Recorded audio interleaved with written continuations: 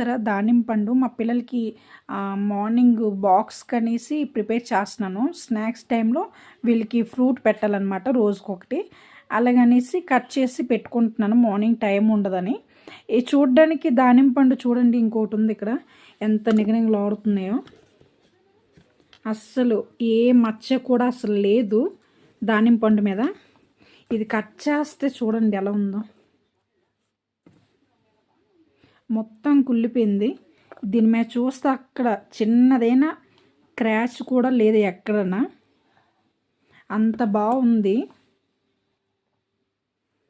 మొత్తం పండంతా లోపల పోయిందనమాట. దీన్ని చూస్తే ఒకటి గుర్తొస్తుంది, మేలుపండు చూడు మేలమై ఉండు పొట్ట ఇప్పు చూడు పొడుగులుండని. అలా అన్నీ తీసుకుంటే ఇలా మోసపోయామన్నమాట. దానిమ్మ పళ్ళు మంచిగున్నా